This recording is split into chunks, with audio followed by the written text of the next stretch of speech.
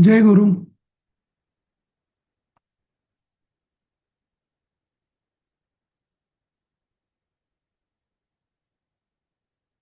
ऐकू येत आहे माझं?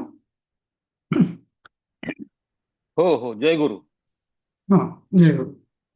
मला वाटतं 3-4 दिवस दिलीपची नसणार आहे. जय तर गुरु. हा, जय गुरु. तर मी घेईन तुमचा वर्ग. कुठपर्यंत आपलं पाठ 6वा सुरू आहे की 7वा सुरू आहे? 6. पाठ 6वा सुरू आहे ना, ठीक आहे, तो घेऊया आपण. तर बाकी काय म्हणताय, कसे काय परीक्षेचं प्रश्न वगैरे कसे तुमचे झाले? मार्क वगैरे तुम्हाला अपेक्षा एवढे मिळाले की काय, कसं काय? हं? नाही, छान छान चांगले सगळ्यां. झाले. चांगला होता अनुभव. म्हणजे खरं तर इतक्या वर्षांनी एकतर परीक्षा किंवा मराठी लेखन सलग एवढं झालं. ते एक हो. त्याच्यामध्ये पण म्हणजे थोडं लिहिताना आपला हात वळत नव्हता. पण हं. ते आता होईल ह्या निमित्ताने सुरू परत मराठी हा, लेखन. लिहिणं कधी कधी जरा आता इतक्या वर्षाची आपल्याला आणि तशी आता मोबाईल आणि ईमेल वगैरे मध्ये लिहिण्याची सवयच गेली आहे. तो एक प्रॉब्लेम होतो कधी कधी. तेच. पण ठीक आहे, सगळ्यांनी त्याचा आनंद घेतला असेल अशी आशा आहे मला. आणि तुम्हाला मला वाटतं काही तुमच्या काही म्हणजे चुका फारशा नव्हत्याच मला वाटतं. कारण बहुतेकांना पण अगदी सिली मिस्टेक्स काहीतरी झाले असतील. विसर्ग न लिहिणं, नंतर वेलांटी, दीर्घ, ह्रस्व वगैरे यांनी कधी कधी मार्क जातात. तर हम्म, तर ते जरा बघायला पण पाहिजे, पण सरी तेव्हा पण हा तर बोल. तरी कुठे गेले मार्क ते कळलं असतं ना तर फार बरं वाटलं असतं. हो म्हणजे ती सर. परत चूक रिपीट तरी नसती झाली, असं दुसरं काही नाही. हो सर. हं. हम्म. नाही, हं. बरोबर आहे. पण काय मार्कासाठी नाही, पण कुठे हा, चुकलं ते कळायला. हा हा, हा कुठे हा. चुकलं हे कळण्यासाठी. हं. नाही, काय आम्ही ना ते मुद्दाम ठेवलं नाही. काय होतं, एकतर हं. कम्पॅरिझन होते मग उगीचच आणि हे, आणि हं. आपला तसाही जास्त जोरा परीक्षा आणि मार्कांवर नाहीच आहे. बरोबर. शेवटी आपल्याला अगदी बरोबर. समजलंय, आपल्याला माहिती हं. हा. त्यामुळे हो. त्या त्या गोंधळात आपल्याला स्वतःला टाकायचंच नाही हं. आपल्याला. त्यामुळे आपल्याला फक्त ते- शिकण्याचा आनंद घ्यायचा आहे बस. हा. हा सर, त्यामुळे म्हणूनच कुठे चुकलं आणि कुठे मार्क गेले हे कळावं ही इच्छा, बाकी दुसरा काय उद्देश नाही त्याच्यात. ना कम्पॅरिझन आहे ना काही आहे. कारण हा. आता पण त्याची मनाची तयारी तर खरी अशी झाली आहे की आता जे काही आहे, उरलं जेवढं काही आयुष्य आहे, आपण त्याच्यामध्ये आपल्याला ज्याच्यात आनंद मिळतो त्या सगळ्या गोष्टी करायच्या. हे जर आपण मनाशी ठरवलेलं आहे तर ह्या कम्पॅरिझन वगैरे गोष्टी क्षुल्लक होतात सर, त्या येणारच नाहीत त्याच्यात काही. अगदी अगदी. फक्त एवढ्याचसाठी की बाबा कुठे चुकलं आपलं हे कळावं, हा उद्देशानेच फक्त मी सांगितलं. हो. बघूया आपण काय करता येईल ते. हा ठीक आहे. दुसरं एक तुम्हाला एक म्हणजे सुरू करूच आपण शिकवण्याला. पण एक तुम्हाला थोडं सांगायचं होतं. जसं मी सुरुवातीलाच आपण म्हटलेलं आहे की आपला उद्देश हं, हा काही संस्कृत स्कॉलर बनणं बहुतेकांचा तरी आपला नाही आहे. आपला उद्देश जसं मी तुम्हाला सांगितलं होतं की आपल्याला जो संस्कृतशी आपला संबंध येतो बऱ्याचदा, धार्मिक, आध्यात्मिक किंवा काय, तर ते सगळं आपल्याला निदान 80-90% तरी समजलं पाहिजे. हा आपला पहिला उद्देश आहे. राईट. तर त्या दृष्टीने फार पाठांतर, व्याकरण याचा फारसा तुम्ही बाऊ करून घेऊ नका. मी तर लोकांना असंच सांगतो की तुम्ही पाठांतर करूच नका. हं. गेले 2-3 मार्क पाठांतराचे, 2-4-5 मार्क हरकत नाही. हं. फार विचार करू नका त्याच्याबद्दल. हं.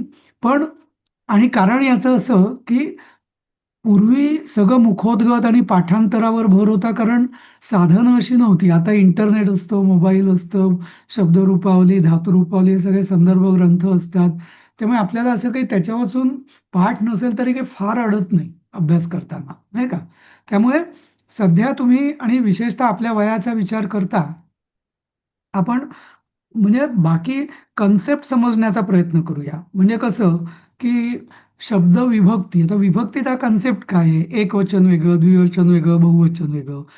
कर्ता, कर्म, करण, संप्रदाय, अपादान, संबंध, आणि स्थान असं, नाही का?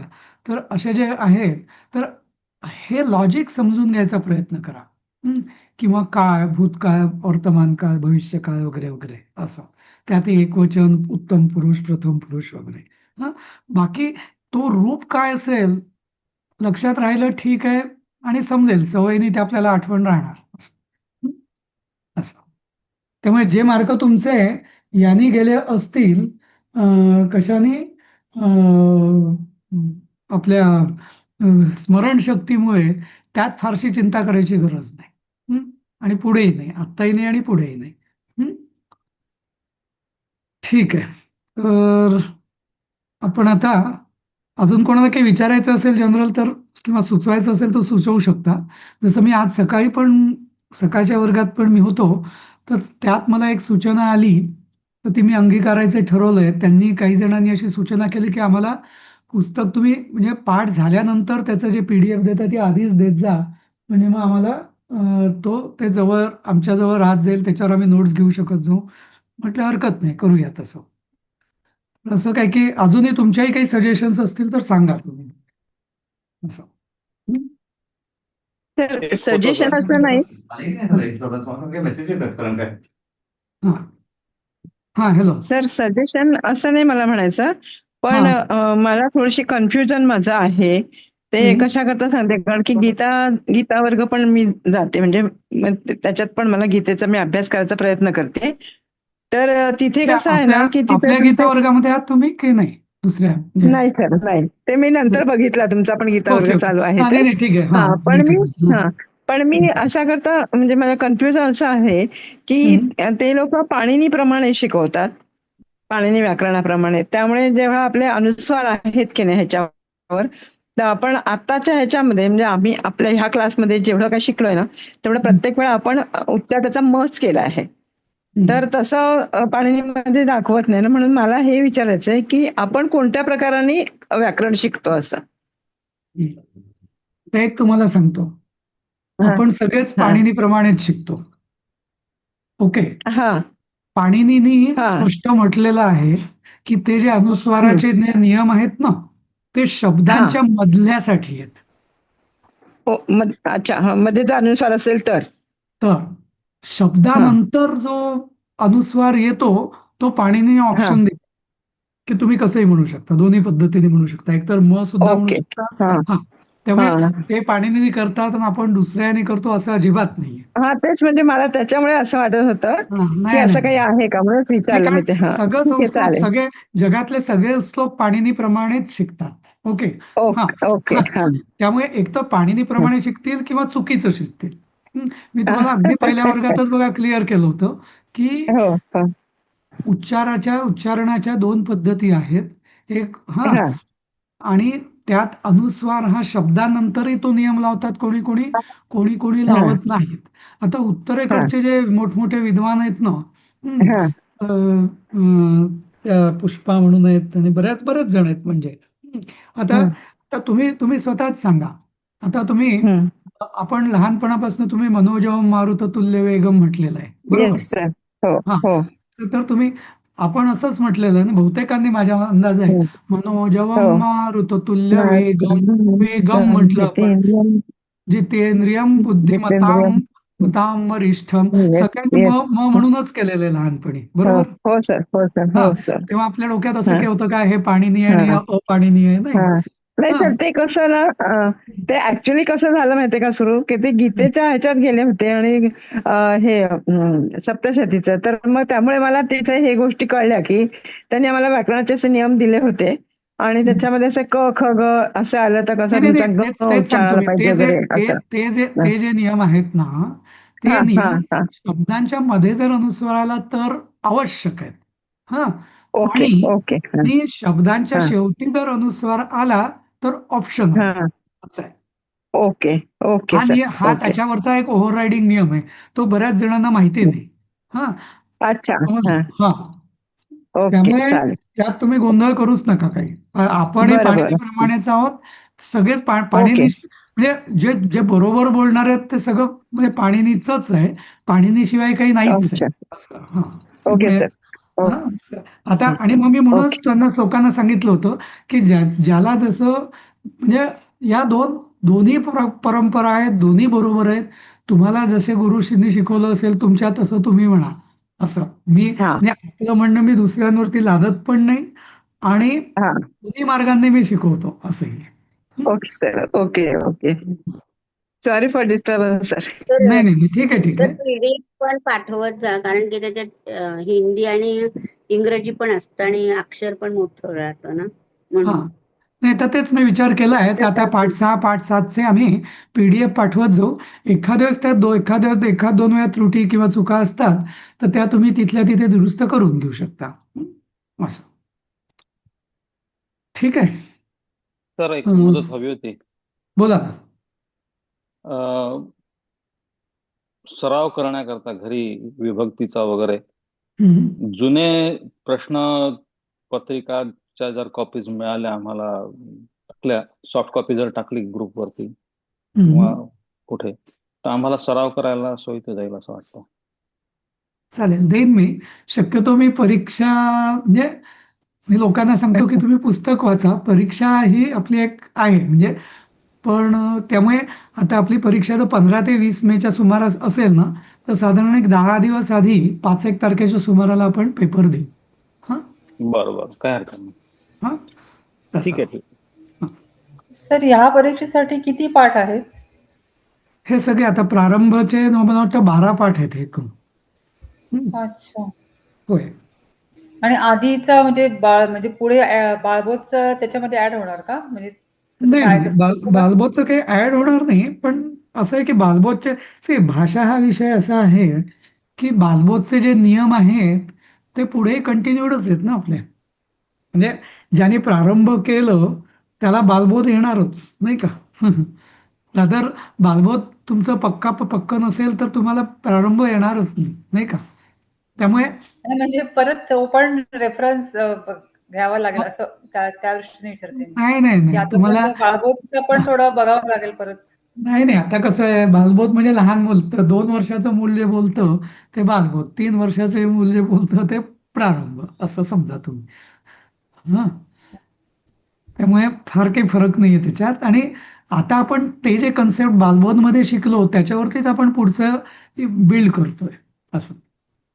हा हम्म. हो, मग 15 तारीख खूप लवकर होते. हे सगळं पोर्शन आय मीन हे तुम्ही कम्प्लीट करून फक्त तुम्ही परीक्षा. तुम्हाला आधी किती मार्क मिळाले आता बालबोधमध्ये? साधं सर हा ते 1 मार्क गेला, 49 मिळाले मग होते. पण मग जसं तुम्ही मग म्हणालात, मी की बाळबोध तुम्हाला म्हणजे बाळबोध तुम्हाला आहे मग ना. मी तुम्हाला मग मी नक्की गॅरंटी देतो प्रारंभामध्ये तुम्ही काही केलं 15 तारीख असो काही असो तुम्हाला 48च्या वरती मिळणार बस. सर हा मार्क मी तेच म्हणते, तुम्ही जसं म्हणता, की मार्क हा आपला हे नाही त्यामुळे नाहीये. मार्कांचा प्रश्नच नाही तेच सांगतो मी तुम्हाला त्याच्यासाठी पण येणार. नाही, पण अटेम्प्ट पण करताना तेवढा विश्वास पाहिजे, की आपण अटेम्प्ट व्यवस्थित करू शकू. नाही नाही त्याच्यासाठी मला सांगा. मी याचं कारण सांगतो ठीक आहे. प्रारंभ आपण लगेच का घेतोय परीक्षा कारण आपल्याला प्रवेशचा अभ्यासक्रम सुरू करायचा आहे. हा आलं लक्षात. अच्छा. हा आणि उगीच प्रारंभ काय ना ते घोळ घालण्यात अर्थ नाही त्याचा. हा त्याच्यावरती आणि जसं तुम्ही बघितलं की आता सुद्धा आपल्या बॅचमध्ये काही जण असतील की जे डायरेक्ट प्रारंभाला जॉईन झाले आहेत बरोबर. त्यांना पहिले काही दिवस कठीण जातं पण नंतर मग ते पिकअप करतात. तसंच प्रारंभचं सुद्धा शक्य आहे की तुमचे 5 ते 10% कन्सेप्ट पूर्ण क्लिअर पक्के पूर्ण झाले नसतील हरकत नाही ते प्रवेशमध्ये पक्के होणारच आहे. हं? असं ठीक आहे. आहे सर. हं? होय. त्यामुळे फार आपल्याला भाऊ करायचा नाहीये आणि परीक्षा म्हणजे जसं जसं येईल तसं द्यायचंय मधनं मधनं आणखी मी सांगितलंय तुम्हाला की पाठांतराचाही खूप भाऊ करू नका याच्यामध्ये विशेषतः व्याकरणाचा. हं? असं ठीक आहे सर. ठीक आहे. होय. अं, आपण कितवं मला फक्त सांगा तुम्ही कुठपर्यंत स्लाइड झाल्या आहेत म्हणजे मग मी एवढं सांगेल तुम्हाला. हा वाक्य चालली होती 16-17 काहीतरी नंबरचं हे वाक्य हे होतं. चाललं होतं का? झाले सर 20 पर्यंत. हो झालं सर. हे पण झालंय. हे झालं होतं का? झालं सर. हे झालं होतं ना. म्हणजे सुरू हा होईल अभ्यास. हा काय म्हटलं? ते चणक कंदप काय लिहिलंय ना, हा हा. ते सप्तमी पंचमी ते आता घ्यावं लागेल. ओके. हा हा हा. चणक प्रश्न वगैरे का? ठीक आहे, मी ते जरा स्लाइड हा. बंद केली.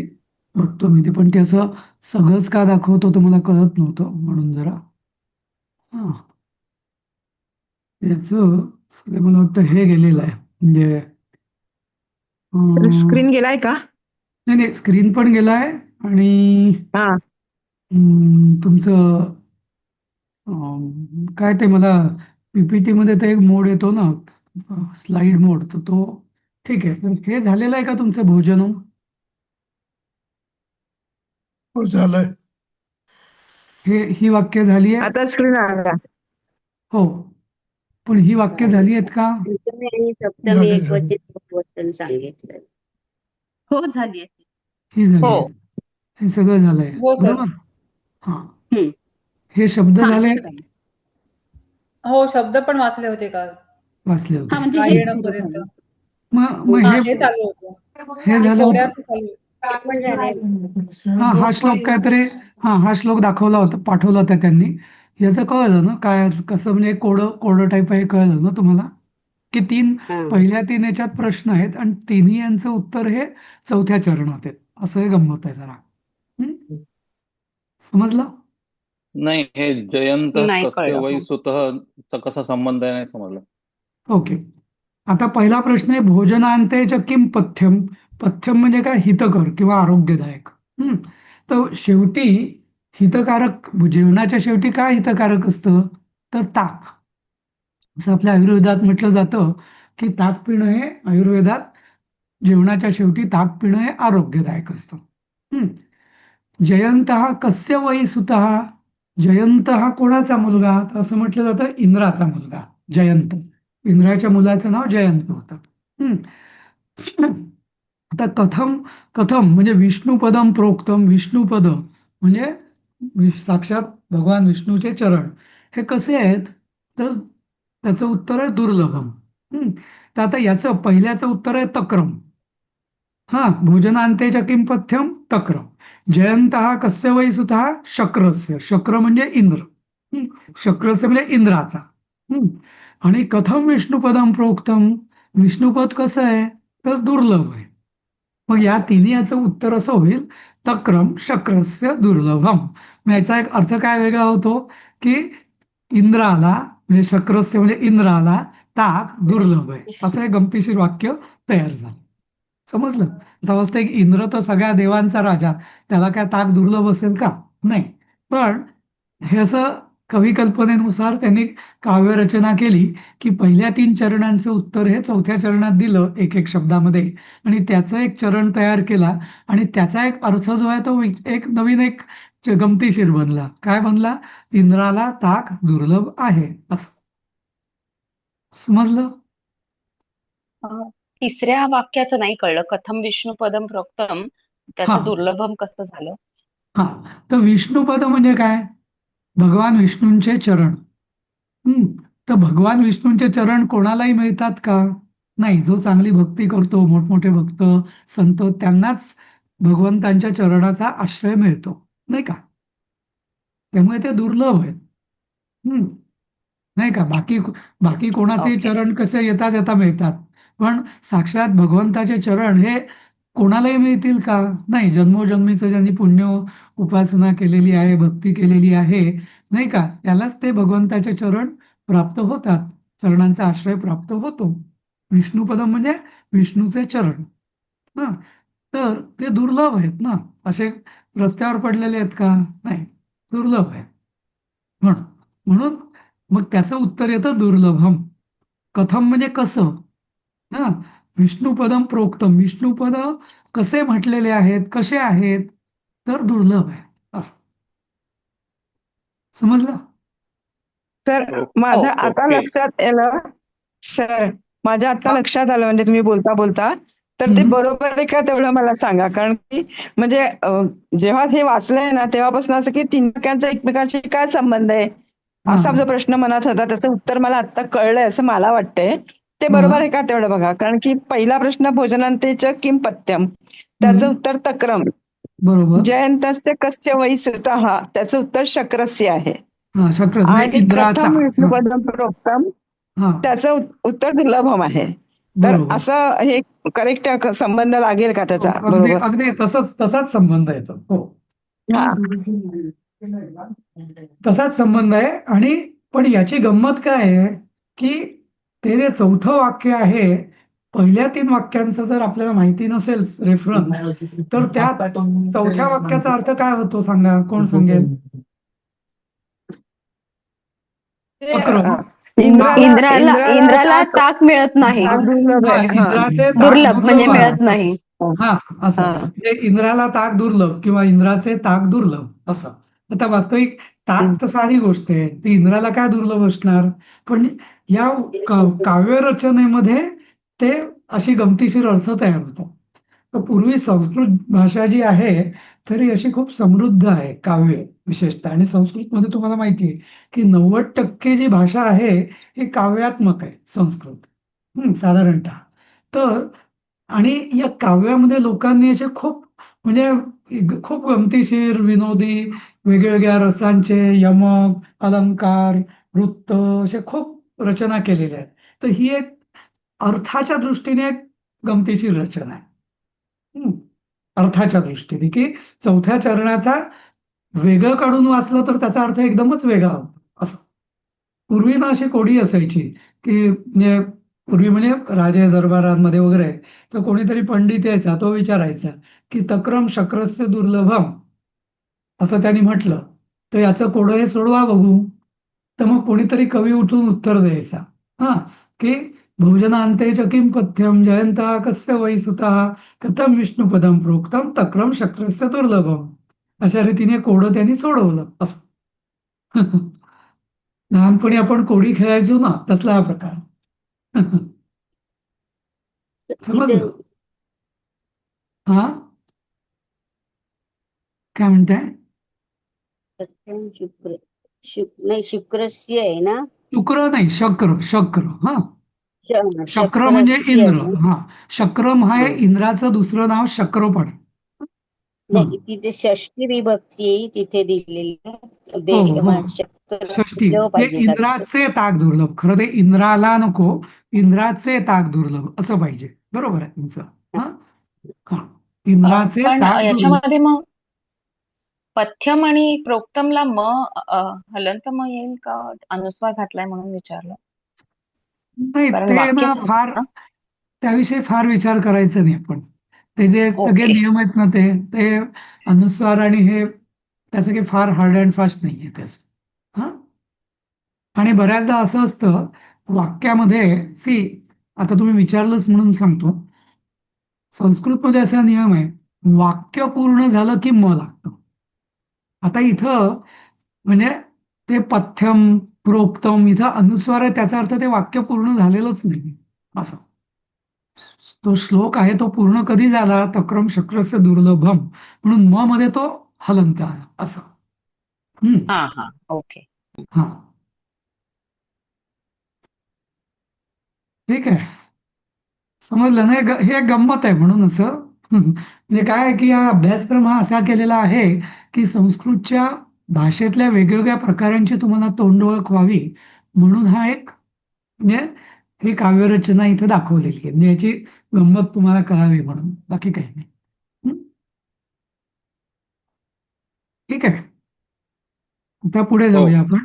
हा, अं, हा, आता इथे ना हे समोर इथं उत्तर तुम्हाला दिसत आहेत.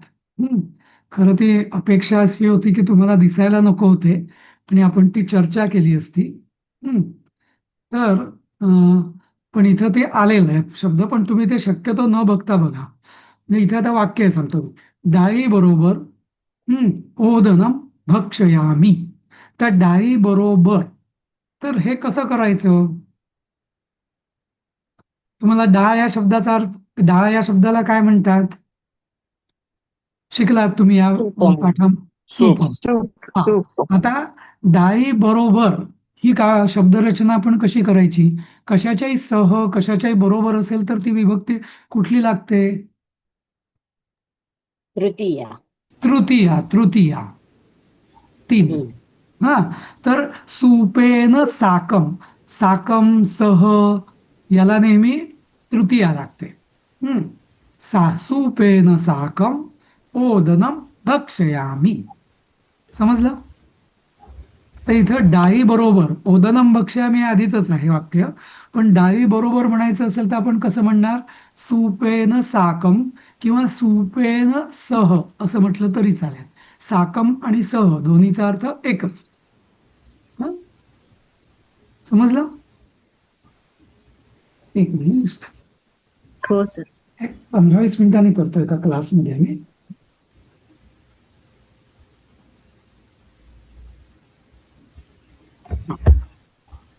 तर असं आहे.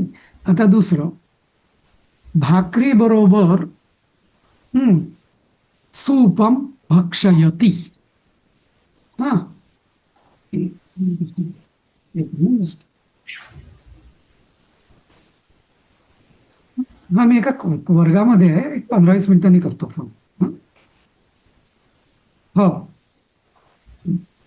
हा, तर भाकरी बरोबर, आता भाकरीचा अर्थ काय होतो? रोटिका. बरोबर, रोटिका म्हणजे भाकरी. तर रोटिकया साकम सूपम भक्षयती. समजलं? रोटिकया साकम. तर रोटिकया, तुम्हाला माला शब्द झालेला आहे का विभक्तीमध्ये?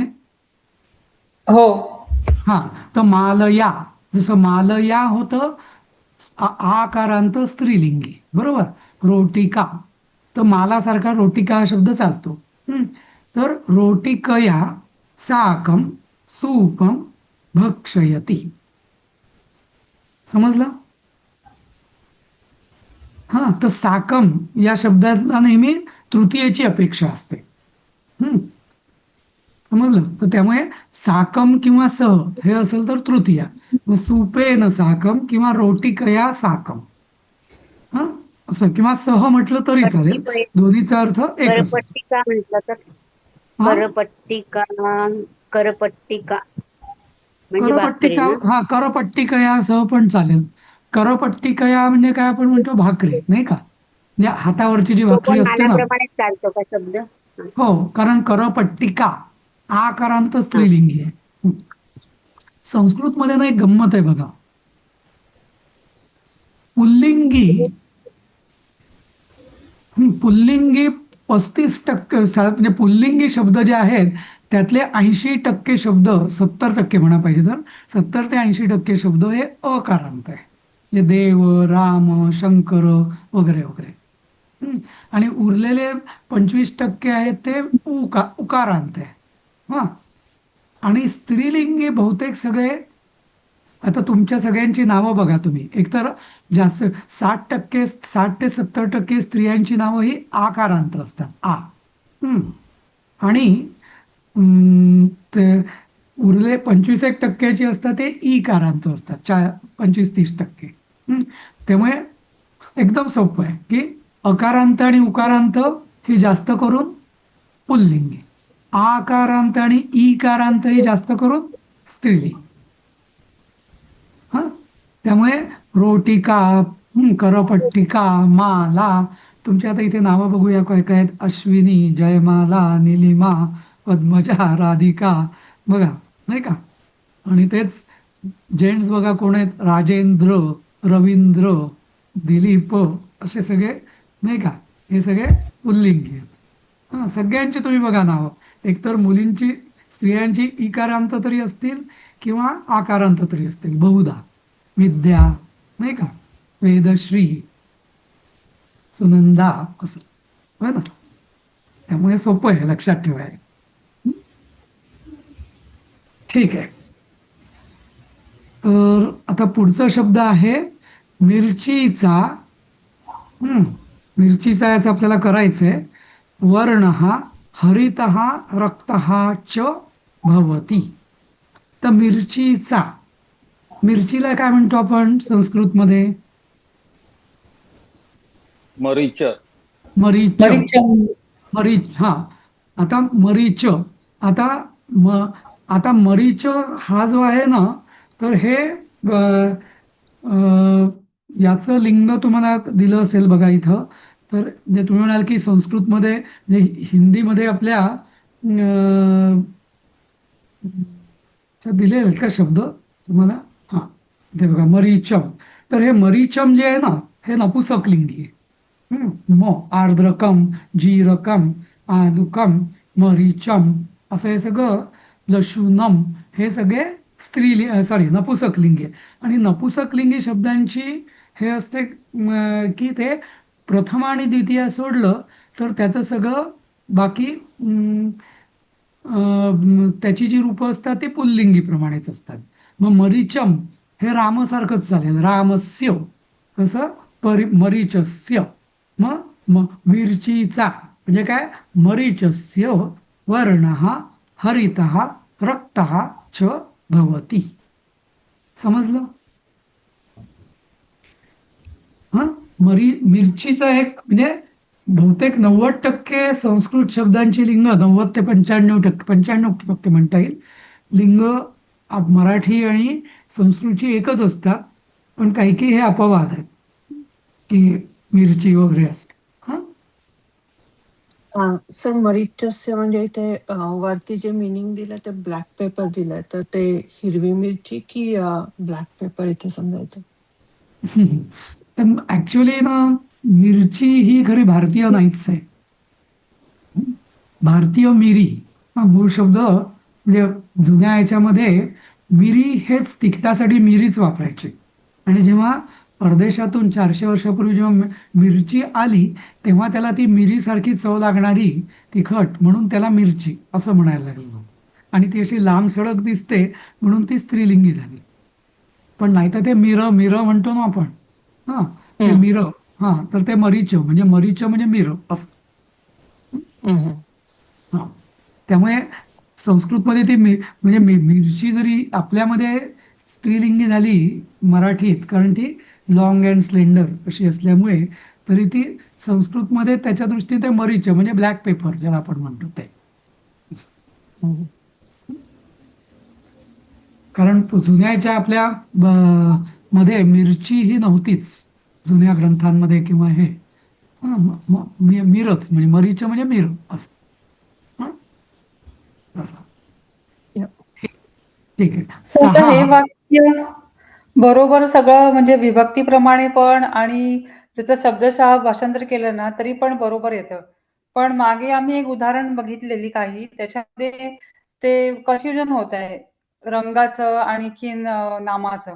कन्फ्युजन म्हणण्यापेक्षा नियम असेल तो संस्कृतचा, पण त्याचं भाषांतर वेगळं होतं. म्हणजे एक होतं की श्वेतस्य अश्वस्य उपरि तिष्ठती. तर त्याच्यामध्ये त्याचं भाषांतर बघितलं तर असं होतं की पांढऱ्याच्या घोड्याच्या वरती बसतो म्हणून. तर ते थोडं वेगळं वाटतंय. तर त्याचं वेगळं काय, वाटतं मला.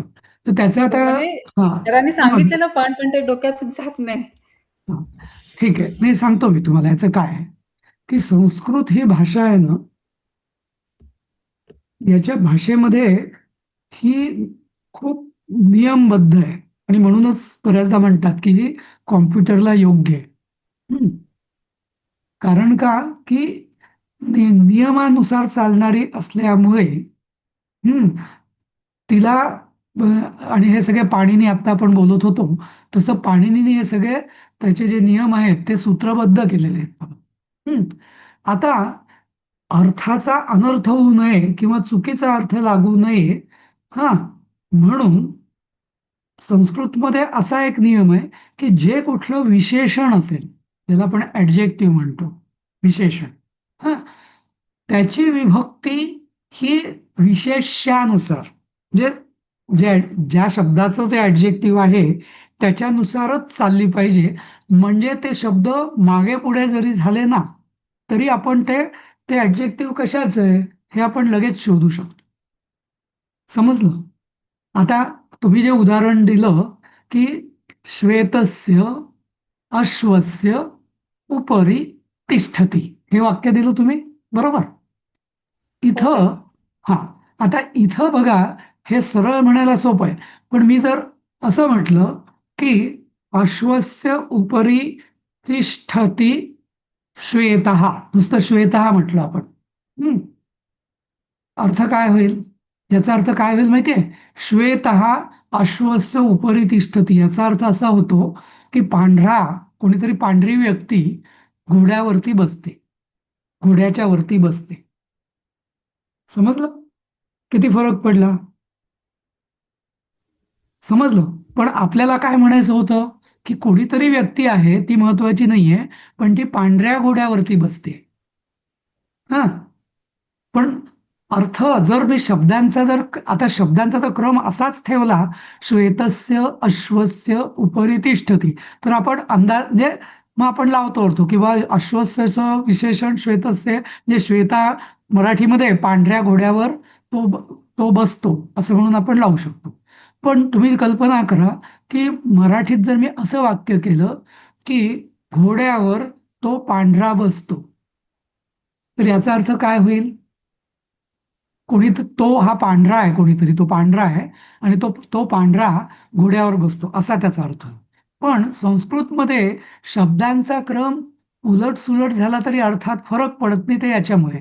कारण आपण असं म्हटलं की अश्वस्य उपरि तिष्ठती श्वेतस्य, तर इथं मी लगेच बघेन की अरे श्वेतस्य आणि अश्वस्य हे दोन्ही बरोबर जाणार आहेत, म्हणजे श्वेतस्य हे त्याचं कोणाचं विशेषण आहे? सहाचं नाहीच आहे, कारण सहाचं असतं तर तो श्वेतः म्हटलं असतं नुसतं. त्यामुळे मी लगेच तो पांढऱ्या घोड्यावर बसतो असं. तर तुम्हाला कळलं या नियमाचा किती फायदा आहे? विशेषतः जेव्हा शब्दांचा क्रम जेव्हा बदलतो, त्या क्रम बदलल्याने सुद्धा अर्थ बदलत नाही. हे जे संस्कृतचं जे सामर्थ्य आहे, ते सामर्थ्य टिकवण्यासाठी हा नियम आहे की विशेषणाचं रूप हे नेहमी विशेष्यासारखं चालतं. समजलं तुम्हाला आता?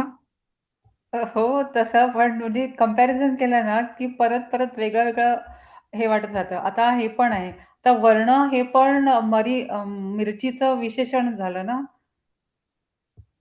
नाही, नाही, नाही? नाही, नाही. आता इथे मरीचस्य वर्ण, इथे मरीचस्य म्हणजे संबंधकारक आहे.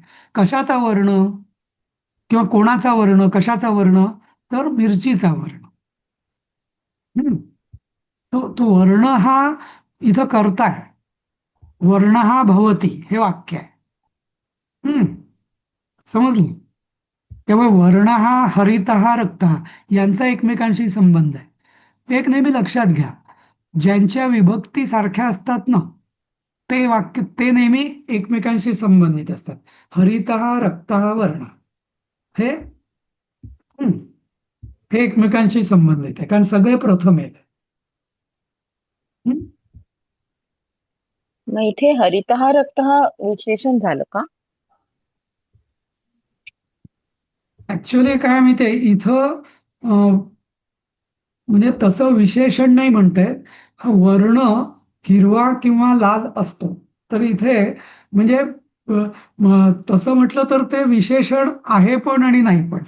म्हणजे हरितः वर्णः भवति असं म्हटलं असतं तर ते हरितः रक्तः वर्णः भवति किंवा हरितः रक्तः वर्णः भवति असं म्हटलं असतं तर आपल्याला विशेषण वाटतं ते, नाही का? पण हे सगळे विशेषणच आपल्याला म्हणता येतील, कारण कुठला म्हणजे विशेषण म्हणजे काय? मुख्य गोष्टीविषयी जे अधिक माहिती देतं, विशेष माहिती देतं, त्याला आपण विशेषण म्हणतो.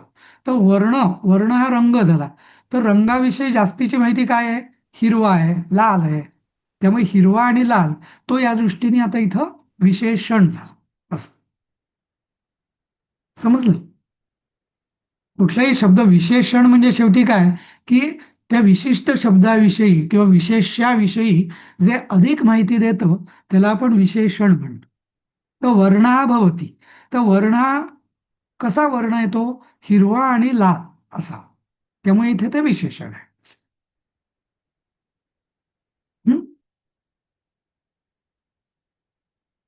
पण ते सध्या एवढंच फक्त लक्षात ठेवा की म्हणजे विशेषण आणि विशेष्य यांचं रूप म्हणजे एकच का असायला पाहिजे, याच्या मागचं लॉजिक तुम्हाला कळलंय ना?